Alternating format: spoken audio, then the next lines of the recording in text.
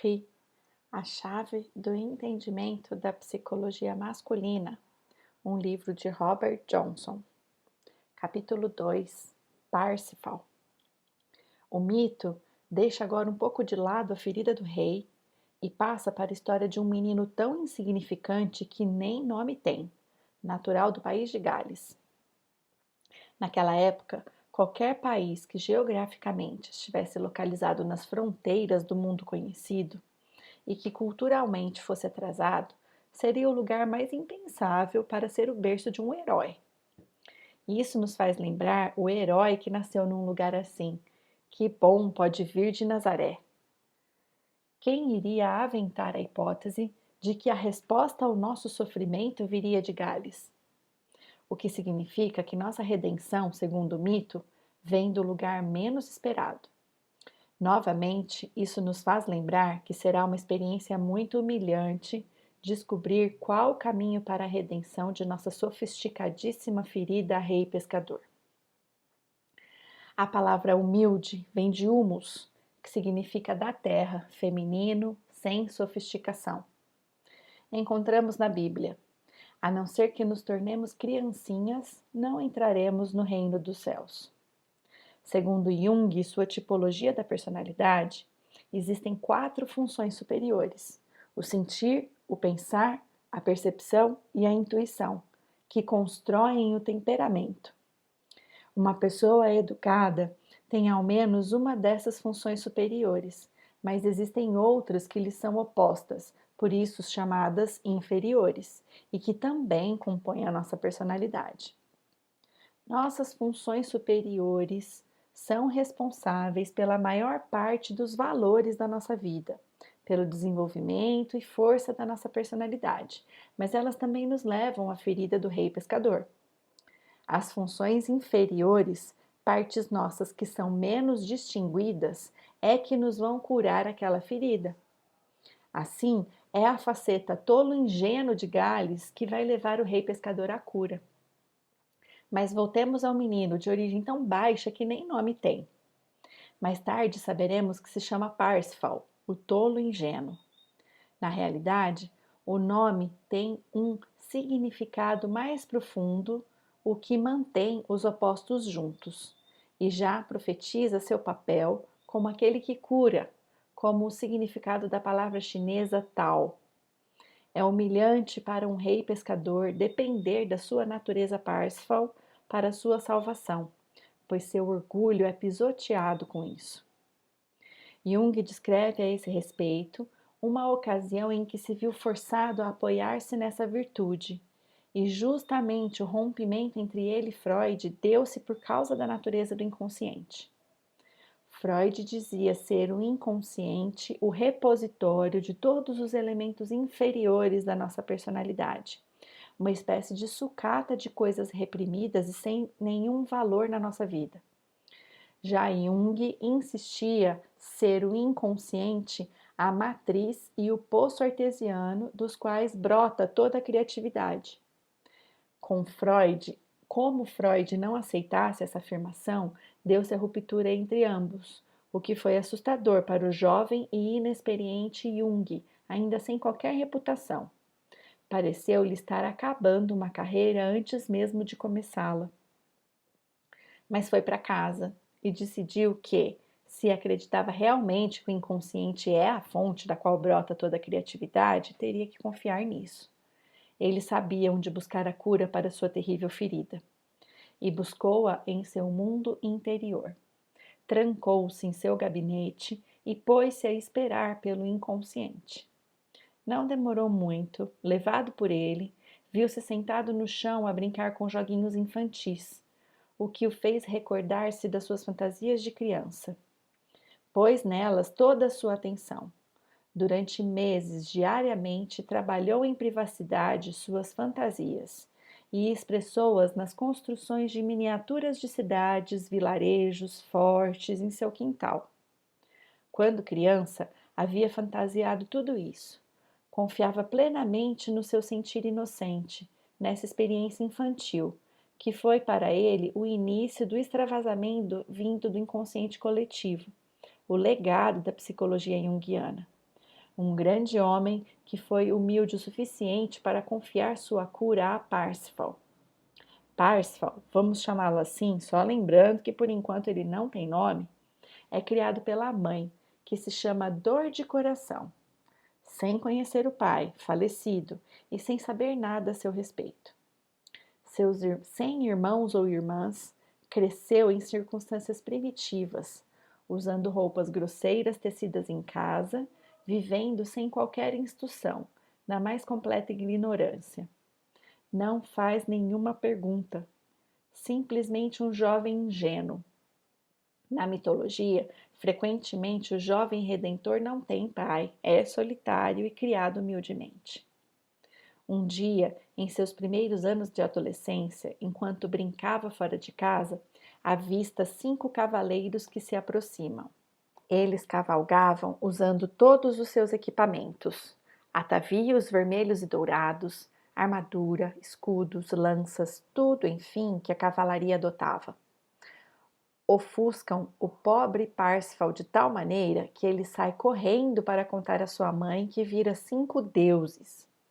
A visão fora tão maravilhosa que ele quase explode de emoção e decide partir imediatamente para juntar-se a tão magníficos reis. A mãe chora convulsivamente depois de perceber que nada poderia fazer para dissuadi-lo de seguir as pegadas do pai, que também fora um cavalheiro e encontrara a morte ao tentar salvar uma donzela. Ele havia feito de tudo para ocultar dele sua linhagem, mas mãe nenhuma consegue manter o filho longe do perigo quando o sangue do pai começa a ferver nas suas veias. Dor de Coração, a personagem como é vista por qualquer mãe, conta então a Parsifal como haviam morrido seu pai e seus 2 irmãos, também cavaleiros. Para que o filho não tivesse o mesmo triste destino, levaram-o para um lugar afastado onde pudesse protegê-lo. Mas agora, diante do irremediável, faz-lhe a revelação, cobre-o de bênçãos e libera-o de seus laços. Mas não resiste à tentação de dar-lhe conselhos na hora da partida. Tais conselhos vão ecoar através de todo o mito. É bom, portanto, prestar atenção a eles. Que respeitasse sempre as donzelas, que fosse à igreja de Deus sempre que necessitasse de alimento e que nunca fizesse muitas perguntas, o que é sempre um bom conselho para um rapaz falastrão, o que não é o caso do nosso herói. Mais adiante, porém, veremos que esse foi um conselho desastroso. Como presente, ela lhe dá uma única roupa, tecida e confeccionada por ela mesma. Portanto, conselhos e roupa são os legados que vão reverberar durante toda a história e fazer parte das complexidades que se nos irão apresentar. A jornada de Parsifal. Parsifal sai todo feliz da vida à procura dos 5 cavaleiros e dá início à sua carreira como homem. A todos que passam por ele faz a mesma pergunta: onde estão os 5 cavaleiros? Obtém várias respostas, todas as formas de conselho, um sem fim de comentários, e todos diferentes uns dos outros. O olhar de um adolescente no momento em que fizer a pergunta onde estão, será sempre de perplexidade. O jovem tem seu primeiro vislumbre de significado e valor na forma da quintuplicidade da vida, e a busca se prolonga ao longo da vida adulta, por experiências que a fortalecerão. O número 5 significa totalidade da vida e é a raiz da palavra quintessência, a quinta essência. 5 significa totalidade, inteireza. O 5 está em toda parte, porém indefinido e também em parte alguma. Onde estão os 5 cavaleiros? É uma pergunta vagamente indefinida. E eles poderão estar em todos os lugares e em nenhum lugar. Parece cruel que um garoto de 16 anos vislumbre a inteireza e parta logo em seguida à busca do reforço dessa virtude. Mas essa é a motivação de qualquer real vida espiritual. Em sua busca, Parsifal dá em uma tenda. Como em sua vida só conhecesse a cabana em que crescera, não tinha a mínima ideia do que fosse uma tenda.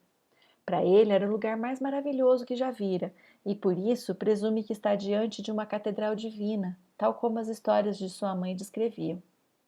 Num arroubo, invade a tenda para rezar e encontra uma formosa donzela. É a primeira de um cortejo de brilhantes, belas e incompreensíveis donzelas com as quais nos teremos de haver. Imediatamente se recorda das instruções de sua mãe sobre como deveria comportar-se com as mulheres, honestamente, respeitosamente. Acreditando que fosse um ato de adoração, abraça-a impulsivamente, tirando-lhe do dedo um anel e coloca-o em seu próprio dedo como um talismã que será a sua inspiração pelo resto da sua vida. Você já teve a oportunidade de observar um jovem em seu primeiro encontro? É sempre Parsifal invadindo a tenda da linda donzela pela primeira vez em sua vida. O jovem se lembra de que sua mãe lhe havia dito que sempre que necessitasse de alimento fosse à Igreja de Deus. Bem ali, diante dele, encontra toda sorte de comidas dispostas numa mesa de banquete. Acontece que a donzela estava esperando com aquele belo banquete por seu amado cavaleiro, que a vinha cortejando. Para o jovem, porém, era a comprovação de que a profecia estava realizando-se à perfeição. Era o templo de Deus. Ali estava a formosa donzela e tudo o que ele pudesse desejar para comer. Tudo exatamente como sua mãe lhe dissera. Senta-se e come, achando que a vida é muito agradável, afinal de contas. Nessas alturas, a jovem começa a dar-se conta de que está na presença de um ser extraordinário. Não se zanga com a sua conduta, porque vê que está diante de alguém realmente santo, simples e singelo. Mas implora a Parsifal para que saia imediatamente, porque se seu cavaleiro chegasse e o encontrasse ali com ela, o mataria no ato. Parsifal aquece e sai da tenda, achando que tudo estava correndo às mil maravilhas e que a vida era mesmo muito boa. Afinal, havia encontrado a Igreja de Deus, uma donzela arrebatadoramente linda, cujo anel ele agora usa e ainda por cima for alimentado. Tudo na mais perfeita ordem. O Cavaleiro Vermelho. Não muito longe dali, Parsifal se depara com um mosteiro bem junto de um convento, ambos em ruínas.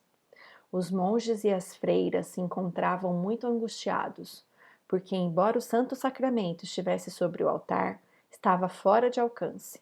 Ninguém podia aproximar-se dele.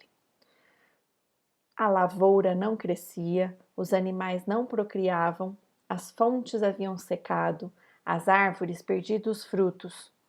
O curso natural das coisas estava interrompido, uma terra completamente paralisada. Os mitos repetem o mesmo tema muitas e muitas vezes, de modo diverso, mostrando um mesmo princípio que se manifesta em diferentes níveis. E é por isso que a situação do convento e do mosteiro é semelhante àquela do castelo do rei pescador. A região devastada, com a hóstia sagrada intocada no altar, identifica a situação com uma condição neurótica. Ter ao alcance das mãos tudo aquilo de que se necessita e não poder usar é a condição angustiante da estrutura neurótica do homem dividido e fraturado. Vivemos na época mais rica que a humanidade já presenciou. Hoje temos mais do que qualquer povo historicamente já teve, e ainda assim, algumas vezes, fico a imaginar se também não seríamos as criaturas mais infelizes que já estiveram na face da terra. Alienados, somos verdadeiros reis pescadores. Somos mosteiros sobre os quais sortilégios foram lançados. Parsifal vê tudo isso e não tem forças para mudar o que lá acontece. Promete, porém, que para ali voltaria um dia, quando fosse mais forte e capaz de desfazer o encantamento que pairava sobre o mosteiro. De fato, um dia volta lá e o dissolve. Retomando suas andanças, ele encontra um enorme cavaleiro vindo da corte de Arthur e sua távola redonda. É o Cavaleiro Vermelho. Tão forte que na corte todos se sentiam impotentes diante dele. Chegava e tomava à força tudo quanto quisesse. Sempre fazia o que desejava. No momento do encontro, trazia nas mãos uma taça de prata roubada da corte. Parsifal se encanta com o Cavaleiro Vermelho, que usa armadura e túnica escarlates. Também são escarlates os arreios e a sela do cavalo e os atavios de cavaleiro. Uma figura magnífica. O rapaz o faz parar e lhe pergunta o que já havia perguntado a todos quantos encontrara: o que fazer para tornar-se também um cavaleiro? O Cavaleiro Vermelho fica tão perplexo diante daquele jovem ingênuo e tolo que resolve não lhe fazer qualquer mal e o aconselha a ir para a corte do rei Arthur, que o sagraria cavaleiro. E com uma sonora gargalhada prossegue seu caminho. Chegando à corte, Parsifal dirige-se ao primeiro escudeiro que encontra e lhe pergunta como poderia ser um cavaleiro. Caçoam dele, claro, por causa da sua ingenuidade, das roupas grosseiras e da espontaneidade da sua pergunta. Dizem-lhe então que a cavalaria pressupõe uma vida árdua e que, ademais, ser cavaleiro era uma honra conquistada depois de demonstrar muito valor e nobres trabalhos. Mas Parsifal continua insistindo na pergunta, até que finalmente é levado à presença de Arthur em pessoa. O rei é um homem bom, não caçoa dos jovens, mas diz-lhe que precisa aprender muito, mas muito, e também é necessário ser versado em todas as artes da cavalaria, ou seja, batalha e cortesania, antes de sua sagração. Ele entende. Naquela corte havia uma donzela que por algum problema não ria nem sorria havia 6 anos. Corria uma lenda segundo a qual, quando ali chegasse o melhor cavaleiro do mundo, a donzela explodiria em risos e gargalhadas. E não é que no instante em que essa jovem vê Parsifal, ela desata a rir, cheia de alegria? É lógico que todos na corte se maravilham com o fato. Aparentemente, o melhor cavaleiro do mundo havia chegado. Estava ali esse jovem ingênuo, em suas pobres roupas feitas em casa, totalmente sem cultura, e a donzela estava rindo. Extraordinário. Até que o lado Parsifal da natureza do homem veio à tona, há nele uma parte feminina que jamais sorriu, que é incapaz de ser feliz e que ganha a alegria de viver quando Parsifal desabrocha. Quando alguém consegue despertar o Parsifal num homem, outra parte de sua natureza imediatamente fica feliz. Tive uma experiência dessas recentemente, quando um senhor me foi procurar no consultório, em prantos, porque a vida lhe estava insuportável. Era difícil conversar com ele, pois não conseguia ver nada além do lado triste da vida. Assim, resolvi contar-lhe velhos contos e levei-o a participar deles. Fiz também com que o seu lado Parsifal viesse à tona, e ele encontrou suas virtudes infantis. Em pouco tempo estava rindo, e a donzela dentro dele, que não conhecera a alegria por 6 anos, desatou a rir. A partir daí, sentiu que tinha energia e coragem para preencher sua vida. O despertar de Parsifal no homem proporciona vida dentro dele. A corte, ao ver que a donzela triste voltara a rir, trata de levar Parsifal a sério, e o rei Arthur o sagra cavaleiro ali mesmo. Mas um camareiro do rei revolta-se com esse ato real, empurra o jovem contra uma lareira e, ato contínuo, esbofeteia a donzela. Parsifal, furioso, jura vingança pela jovem insultada. Dirige-se ao rei e lhe diz: tenho um pedido a fazer. Quero o cavalo e a armadura do Cavaleiro Vermelho. Sua bravata foi recebida com gargalhadas, porque nenhum cavaleiro da corte fora tão forte a ponto de enfrentar tal personagem. Arthur também ri, mas acede. Tens a minha permissão para ficar com ambos, se conseguires tomá-los. Parsifal agora já está todo equipado. Tinha até seu próprio escudeiro, que lhe traz uma espada. Sou bem curioso, gostaria muito de saber de onde vem essa espada, mas não encontrei qualquer referência. Ele simplesmente tem uma espada, talvez aquela que os meninos recebem por herança natural. Ao deixar a corte, Parsifal cruza com um Cavaleiro Vermelho, um ser impressionante, forte o suficiente para fazer sem receio que bem entendesse, pois na corte não tinha opositor. Havia roubado a taça de prata, o cálice, sem que ninguém conseguisse detê-lo, e como último insulto atirara uma taça de vinho no rosto da rainha Guinevere. Mais uma vez, Parsifal fica deslumbrado com os atavios do Cavaleiro Vermelho e, na sua ingenuidade, para o cavalheiro e pede-lhe sua armadura e o cavalo. Divertido com a pretensão do jovem tolo à sua frente, responde-lhe com uma gargalhada: Ótimo, se puderes consegui-los. Os dois tomam posição, como é de praxe entre cavalheiros. Depois de um breve combate, Parsifal é ignominiosamente atirado ao solo, mas enquanto caído, atira sua adaga e mata o Cavaleiro Vermelho, atingindo-lhe o olho. Essa foi a única morte causada por Parsifal e representa uma etapa muito importante no desenvolvimento de um jovem. Esther Harding, no seu livro Energia Psíquica, discorre em profundidade sobre a evolução da energia psíquica desde o estágio do instinto ao da energia controlada pelo ego. No instante em que mata o Cavaleiro Vermelho, Parsifal transforma uma grande parte da quantidade de energia do seu adversário, o instinto, para si próprio, como ego. Poder-se-ia dizer que nesse momento deixou a adolescência para tornar-se homem. Um desenvolvimento posterior lhe será exigido quando, uma vez mais, deverá levar essa quantidade de energia do ego ao self, ou àquele centro de gravidade que é maior do que qualquer vida individual. Mas isso é uma história que veremos mais adiante.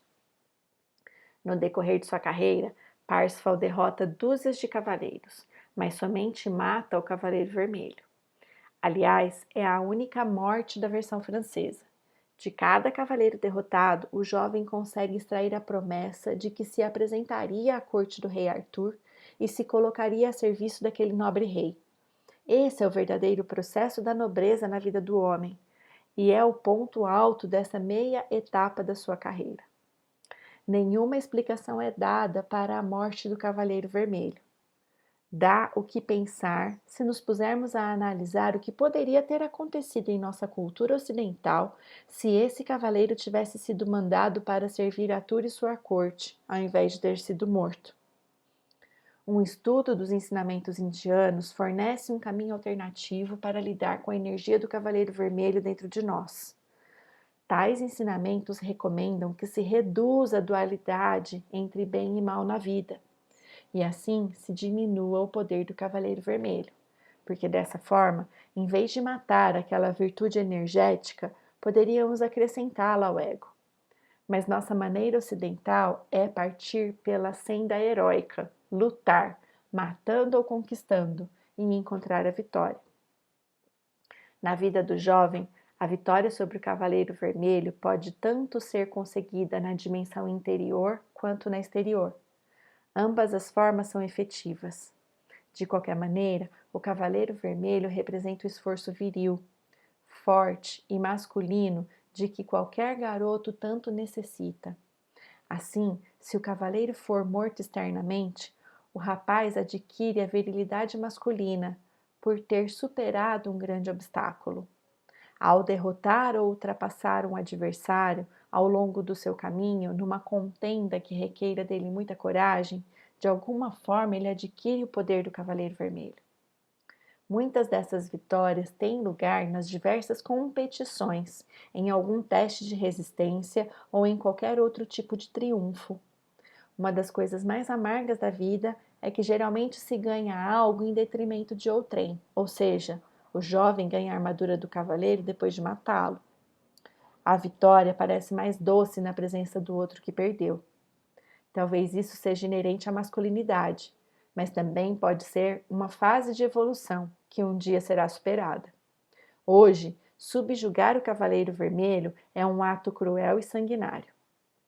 Portanto, sob esse enfoque, não existem vitórias sem derrotas, o que significa que também ele terá de perder algumas vezes.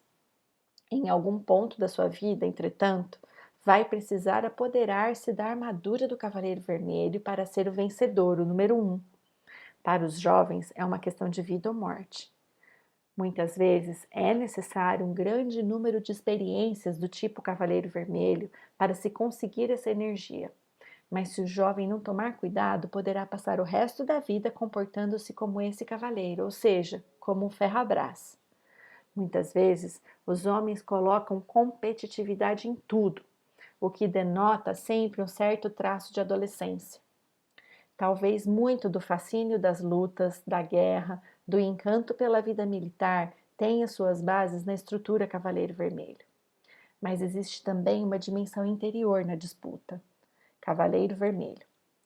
Para tornar-se homem, o garoto precisa dominar a sua própria agressividade, essa energia rude e bruta dentro dele, o que também é efetivo. Precisa mesmo saber como ser agressivo, uma vez que há necessidade de sê-lo, mas de uma forma controlada, para que tal energia esteja a seu dispor conscientemente. Deixar-se vencer pela ira e a violência não é um bom sinal, pois mostra que a sua masculinidade ainda não está formada. Significa que psicologicamente foi derrotado no seu interior pelo Cavaleiro Vermelho. Seu ego jaz prostrado. O cavaleiro interior venceu, emergindo como um ferrabras terrível, de gênio violento, que age como um vândalo e chega até a assumir condutas criminosas, mas também pode tomar a forma de um homem tímido e derrotado. Assim, todo menino no seu processo para tornar-se adulto tende a aprender como dominar o seu lado violento e integrar em sua personalidade consciente essa terrível tendência masculina que leva o homem à agressão. Visto pelo ângulo do descontrole e da agressividade, o Cavaleiro Vermelho é a sombra da masculinidade, o negativo, o lado potencialmente destrutivo. Para realmente tornar-se um homem, a personalidade sombra precisa ser trabalhada, não pode ser reprimida, pois ele necessita do poder masculino da sua sombra Cavaleiro Vermelho para abrir caminho no mundo adulto e tornar-se um vencedor. A questão é fazer seu ego forte o suficiente para não ser vencido pela ira. Obviamente, tanto a batalha interior quanto a exterior são etapas do trabalho. Para vencer o oponente de fora e tornar-se o bom, o garoto precisará ser capaz de reunir e dirigir suas energias masculinas de modo a superar a sua covardia e o seu desejo de ser sempre protegido pela mamãe. Portanto, se não vencer sua luta interior, não vencerá os adversários fora dele. Acontece, porém, que serão poucos os que obterão essa vitória apenas interior. O confronto com obstáculos externos que desafiam sua vontade e identidade é necessário para consolidar definitivamente a masculinidade dentro de si. Parsifal agora está de posse da armadura e do Cavaleiro Vermelho, pois naqueles tempos vencer significava ter, ou seja, tinha a energia do vencido sob domínio e, como vencedor, podia usá-la. Ele tenta vestir a maravilhosa armadura, mas como jamais vira algo tão complicado quanto uma fivela, não consegue. Um escudeiro vindo da corte para ver como estava transcorrendo o embate ajuda Parsifal com os mistérios das fivelas, fechos e todas as outras coisas complicadas da cavalaria. Mas horrorizado adverte: tira essa medonha roupa que tua mãe te deu antes de colocar a armadura. Isso não fica bem para um cavaleiro. O jovem se recusa e teima em manter a roupa tecida pela mãe. Tal fato vai ter sérias repercussões mais tarde, e vamos precisar de toda a compreensão possível para entender as implicações desse agarrar-se à roupa da mamãe. Cabeça dura, Parsifal veste a armadura sobre a roupa tecida em casa, monta o cavalo do Cavaleiro Vermelho e segue viagem. Qual é o garoto que não impõe sua recém-descoberta masculinidade, ou seja, sua qualidade de cavaleiro, a seu complexo materno? A rigidez da cavalaria não funciona bem quando ela mal encobre num homem o seu complexo materno. Mais um mistério. Apesar de conseguir fazer o cavalo andar, ninguém jamais o ensinará a freá-lo. Por isso, andam um dia inteiro, até que, na mais completa exaustão, o animal para. Você se recorda de algum projeto iniciado na adolescência, até fácil de começar, mas que depois escapou totalmente do seu controle? Gurnamon. Parsifal vai se dar no castelo de Gurnamon, que se torna uma espécie de padrinho para o jovem. Um padrinho é uma bênção para um garoto quando ele está se transformando num homem. A imagem do próprio pai talvez esteja um tanto desgastada para o filho, ou a comunicação entre pai e filho na adolescência um tanto reduzida. O adolescente está longe da independência, mas por outro lado, muito orgulhoso para aproximar-se do pai e aconselhar-se com relação aos seus problemas íntimos. É raro encontrar um lar nos dias de hoje em que persista a intimidade entre pai e filho adolescente. É, portanto, nessa fase que o garoto necessita de um padrinho, um homem que vai dar continuidade ao seu processo de treinamento depois que ele perdeu o contato com o pai. Gurnamon é o padrinho arquetípico e passa um ano preparando Parsifal nos caminhos da fidalguia. Treina-o, apara-lhe algumas arestas. Entre outras coisas, Gurnamon consegue tirar do rapaz as roupas grosseiras que ele usava por baixo da armadura do Cavaleiro Vermelho e ensina-lhe o necessário para a busca do verdadeiro espírito da cavalaria. Gurnamon passa ao jovem informações vitais para que consiga tornar-se um homem. Não deveria jamais seduzir uma donzela ou deixar-se seduzir por ela, e teria de sair à busca do Castelo do Grau com todas as suas forças. Lá chegando, deveria fazer uma pergunta muito específica: a quem o Grau serve? De que serviria um nobre cavaleiro não fosse para esse nobre objetivo? As duas primeiras instruções de Gurnamon são passíveis de discussões e logo encontrarão seu lugar em nossa narrativa. De repente, Parsifal se lembra de sua mãe e sente urgência de partir. Um pressentimento de que ela está em apuros o assalta. Gurnamon tenta dissuadi-lo, mas não adianta, ele parte. Talvez seja necessário conseguir acumular um pouco de masculinidade antes de entrar em contato com a energia feminina da mãe outra vez. E foi o que Parsifal fez. Ele parte, pois, ao encontro da mãe. Fica sabendo que logo após sua partida ela morrera de coração partido. Você se lembra de que o nome dela é dor do coração, o que faz parte integrante da maternidade. É claro que Parsifal se sente terrivelmente culpado pela sorte da mãe, o que também é parte do seu desenvolvimento masculino. Nenhum filho consegue a maioridade sem que, num certo sentido, seja desleal para com a mãe. Se ele permanecer ao lado dela, consolando-a e confortando-a, logo não logrará libertar-se do complexo materno. É comum que a mãe faça tudo para conservar o filho junto de si. Uma de suas formas de consegui-lo, uma das mais sutis, é inculcar-lhe a ideia de conservar-se sempre leal a ela. Ai dele, porém, se submeter completamente, pois ela acabará por ter junto de si um filho com a masculinidade gravemente enferma. O filho deve cavalgar e deixar a mãe, mesmo que isso se pareça com deslealdade. A ela, por sua vez, caberá suportar esse golpe. Mais tarde, com Parsifal, o filho poderá voltar para a mãe e juntos poderão descobrir um novo relacionamento, um outro nível. Mas isso só poderá acontecer após o filho atingido sua independência e transferido seu afeto para uma mulher, a interior, ou seja, o seu lado feminino, ou a exterior, isso é, uma companhia feminina mais ou menos da mesma idade que ele. Em nosso mito, a mãe de Parsifal morre logo após sua partida.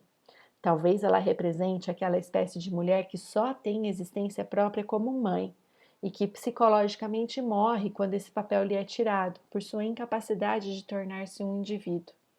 Só o que cabe ser é mãe. Branca Flor.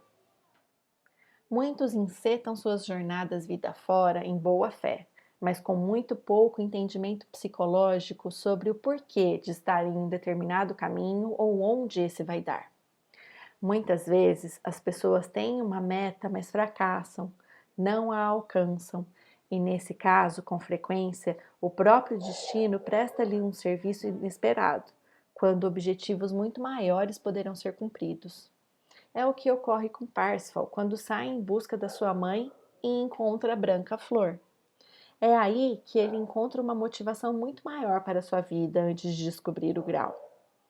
Parsifal nunca mais torna a ver a mãe, que está morta, mas iniciada a viagem de volta, vai dar ao castelo de Branca-Flor, a quem encontra em verdadeiro desespero, pois seu castelo está sitiado.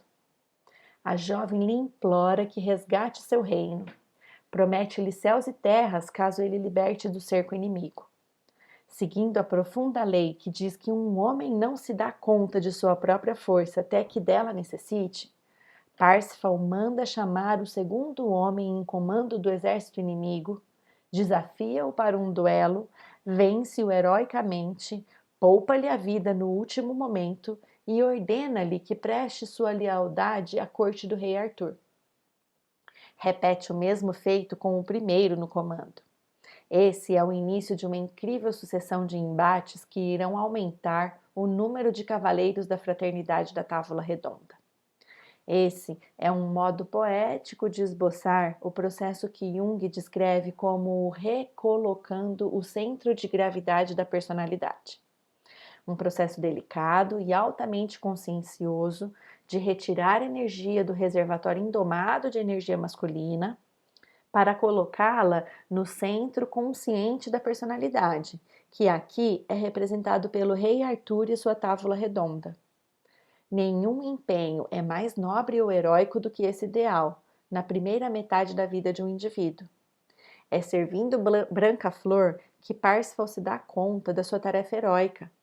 Ela é sua amada e sua inspiração, o núcleo da ação heróica que está em tudo que ele realiza daí para frente. Não foi por acidente que a busca por sua mãe levou o desajeitado Parsifal a encontrar aquela que o inspiraria, realmente o princípio animador de sua vida. É de grande beleza poética o nome que Jung deu a essa inspiradora dentro do âmago do homem, a ânima. Ela que anima e que é a fonte de vida no seu coração. Branca-Flor realmente merece o nome que tem. Sua conduta no decorrer da história seria terrivelmente deplorável caso a considerássemos uma mulher de carne e osso. Sim, tudo o que ela faz é ficar em seu castelo como um símbolo de inspiração, ou talvez como um talismã da representação do afeto, quando Parsifal, ocasionalmente, volta voando para usufruir um instante de sua beleza e confiança. Vista, porém, como a sua feminilidade interior, lá no fundo do coração do homem, ela é o âmago da inspiração e a que dá sentido às coisas. Uma rosa vinda das mãos da jovem ou um olhar de aprovação é o suficiente para dar motivação e força para a mais heróica das tarefas. Embora isso esteja expressado em termos medievais e encaixado nas artes da cavalaria, não está menos presente no mais contemporâneo dos homens. Depois de levantar o cerco do seu castelo, Parsifal volta e passa a noite com Branca-Flor. São-nos dados todos os detalhes de como foi essa noite, e apesar de contada de forma resumida, é bela. Dormiram juntos, no mais íntimo dos abraços, cabeça com cabeça, ombro com ombro, quadril com quadril, joelho com joelho, pé com pé.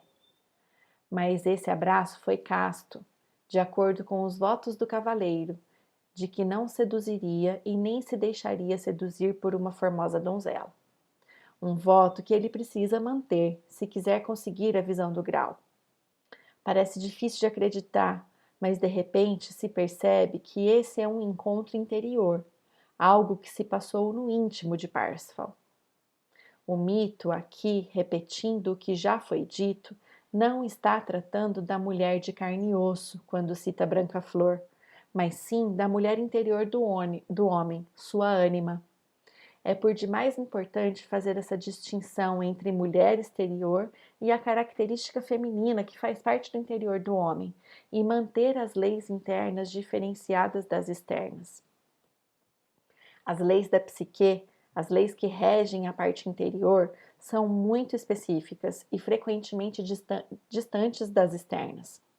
A questão de como tratar a mulher interior e principalmente como diferenciá-la da de carne e osso é a parte mais importante do mito.